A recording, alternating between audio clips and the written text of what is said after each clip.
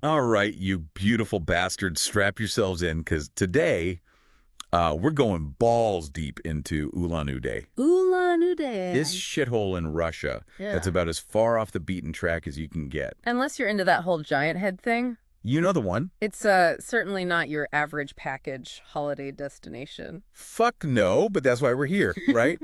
To dig into the weird shit that most people wouldn't touch with a 10-foot pole. Right. So first off, where the hell is this Ulan-Ude shithole anyway? Picture this. You're about 100 kilometers southeast of Lake Baikal, right where the Uda River shits itself into the Selenga. Okay. Mountains in the backdrop, that crazy deep lake nearby. Lake Baikal. Yeah. That's the one that's deeper than a politician's pockets, right? Deeper and older than most politicians' bullshit, that's for sure. Yeah.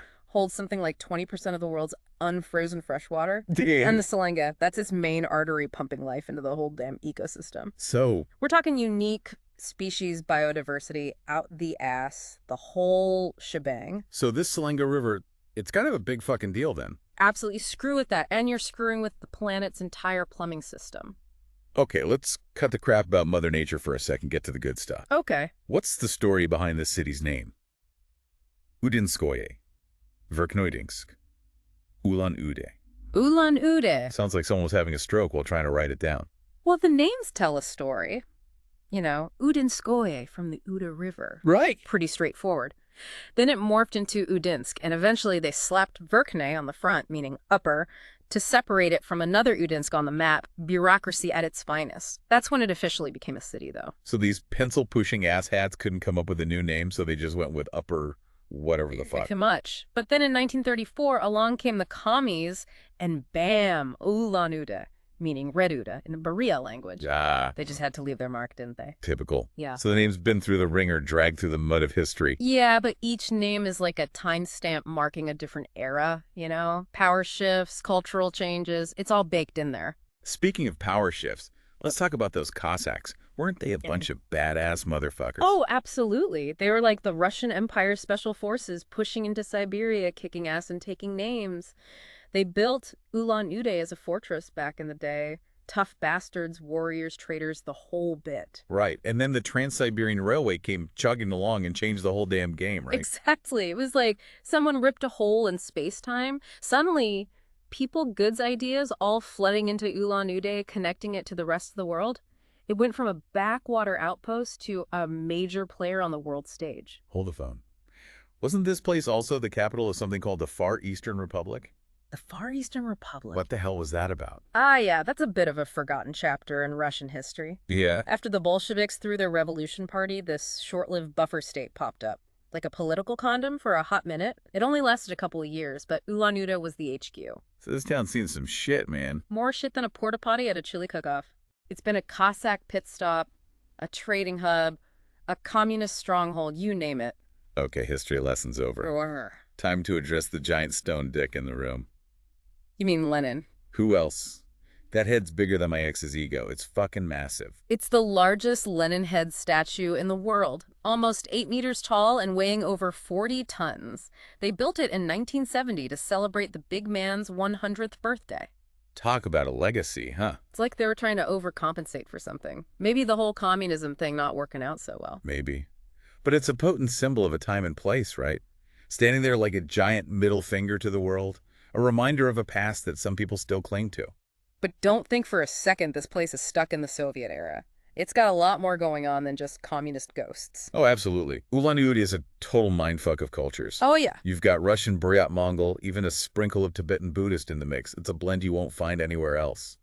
So we've got Lenin's big-ass head staring down at this cultural cocktail. It's like some fucked-up social experiment gone right. Kind of. The city's got this push and pull between its Soviet hangover and its diverse present. Trying to figure out its identity in a world that's changing faster than a stripper's outfit. So if we ever find ourselves in this crazy-ass town, what should we check out? The Ethnographic Museum of the Peoples of Transbaikal is a must-see, one of the largest open-air museums in Russia.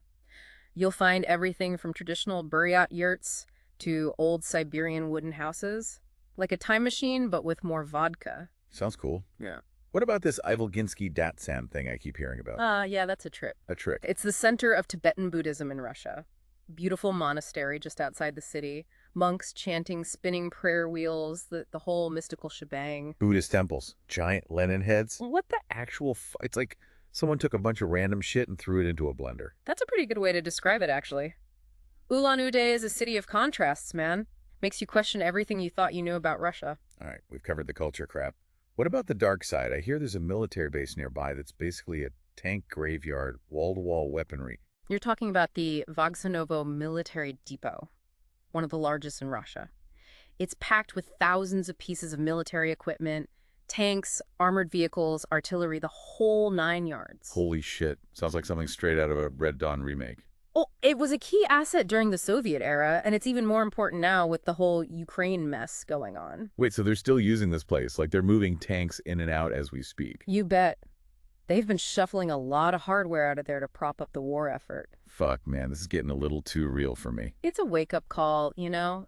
Ulan-Ude isn't just some weird tourist trap. It's a strategic location armed to the teeth. So we've got culture history, military might. What else does this place have up its sleeve? Well, for all you adrenaline junkies out there, you know what ends in Ulan-Ude? What? The fucking Mongol rally. The Mongol rally? What the fuck is that? Sounds like some Mad Max bullshit. Picture this. You and your buddies crammed into a beat-up car driving across continents from Europe all the way to Ulan-Ude.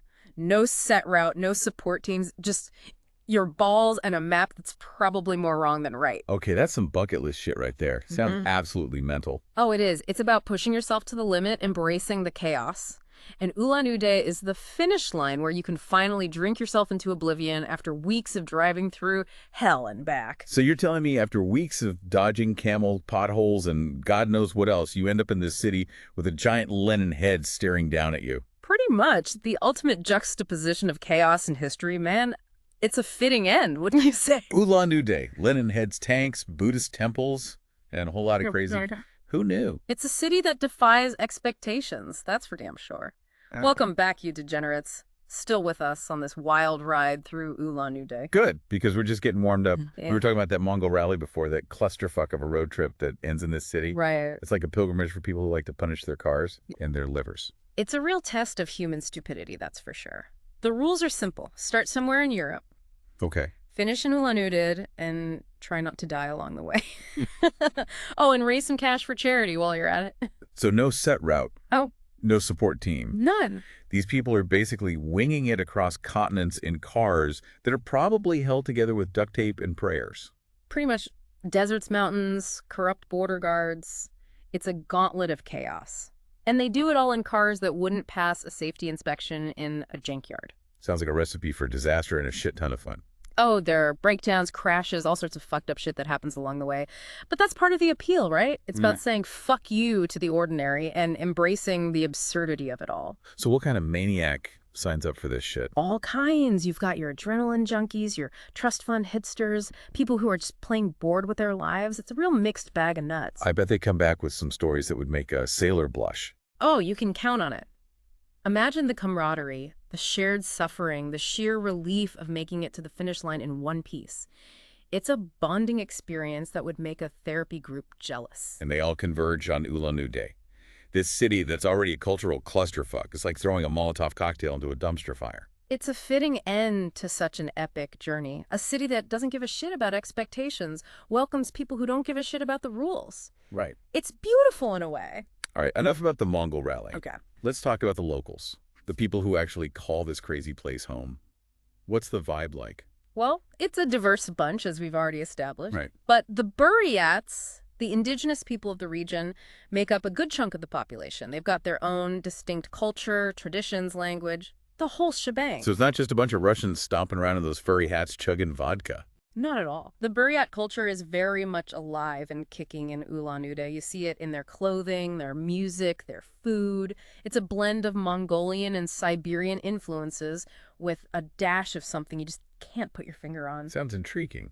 What about their religious beliefs?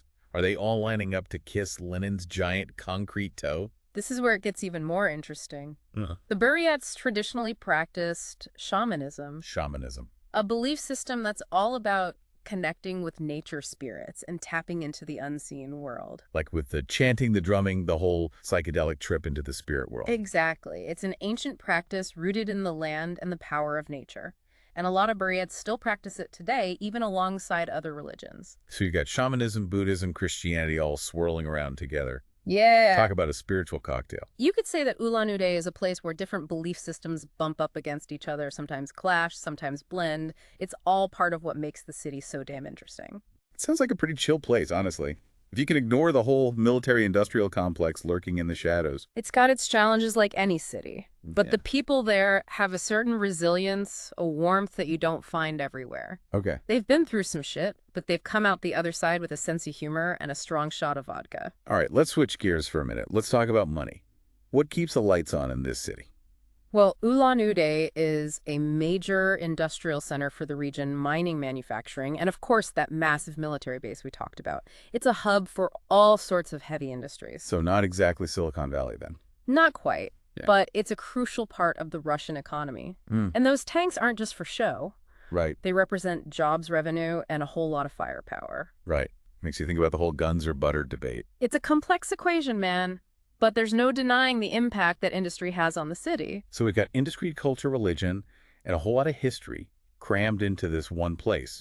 It's like a microcosm of Russia itself, but with a twist. You could say that. It's a city that embodies both the beauty and the brutality of the Russian experience.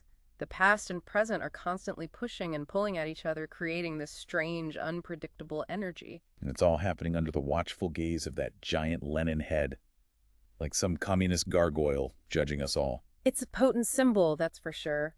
A reminder of a time that some people want to forget and others want to bring back. It's a conversation that Russia is still having with itself. Well, one thing's for sure, Ulan-Ude doesn't shy away from its past. It embraces its contradictions, its complexities. It's a city that makes you think. Exactly. It's a place that challenges your assumptions and forces you to look beyond the surface. It's not for everyone, but that's what makes it so damn special. All right, you beautiful bastards. We're back for the final round of our Ulan-Ude extravaganza. Hopefully you haven't pissed yourself laughing yet because shit's about to get real. That's right, folks. Buckle up those assholes because we're diving deep into the underbelly of the Siberian beast. We've talked about giant heads, tank graveyards, and a road rally that's basically a suicide mission. But there's more to this city than meets the eye. Oh, hell yeah. Ulan-Ude's got layers, man. Like an onion, but with less crying and more vodka. Speaking of vodka, my stomach's starting to growl louder than a Siberian tiger.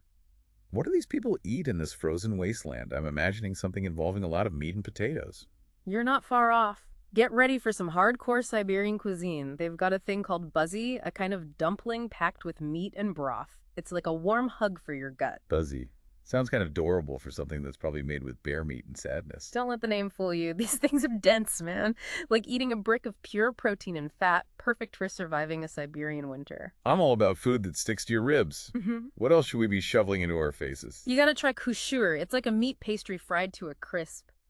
Imagine a savory, greasy love child between a samosa and an empanada, street food at its finest. Okay, that's going straight to the top of my shit I need to eat before I die.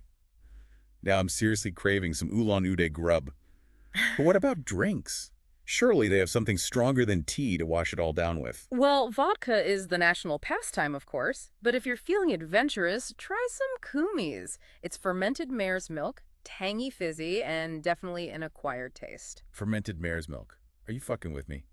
That sounds like something Genghis Khan would drink after a hard day of pillaging. Dead serious. It's a traditional drink in parts of Central Asia, including Buryatia. They say it's good for your gut, but I think they just say that to get tourists to try it. I'll take your word for it. Okay, enough about the culinary delights. Let's talk about something a little more highbrow. Does this place have any culture, or is it all just vodka and bear wrestling? Ulan-Ude has a surprisingly vibrant art scene. They've got several theaters, including the Buryat State Opera and Ballet Theater. It's known for blending Russian and Buryat traditions. Imagine Swan Lake with a throat-singing soundtrack. Opera and ballet in Siberia. Didn't see that coming. Makes you wonder what other surprises this place is hiding. That's the beauty of it, man. Ulan-Ude is full of contradictions. It might be miles away from Moscow, but it's got a spirit all its own. All right, time to wrap this shit up. Where can our listeners go if they want to learn more about this crazy-ass city, assuming they haven't already booked a one-way ticket? The internet is your friend, as always. There are tons of travel blogs, websites, and even some documentaries about Ulan-Ude. You can get lost in a rabbit hole of information. Just be prepared for a barrage of Lenin head memes, tank photos, and recipes for busy that would make your grandma blush. It's a risk worth taking. Ulan-Ude is a city that stays with you. It's a place that challenges your preconceptions and leaves you wondering what the hell you just experienced. So there you have it, you magnificent bastards. Ulan-Ude. More than just a giant head in a military stockpile. It's a city that will surprise you, confuse you, and maybe even make you want to pack your bags, go see it for yourself. Thanks for tuning in, you beautiful bastards. We'll be back next week with another deep dive into some other shithole on this crazy planet. Until then, stay curious, keep exploring, and don't be afraid to try the fermented mare's milk. You might actually like it.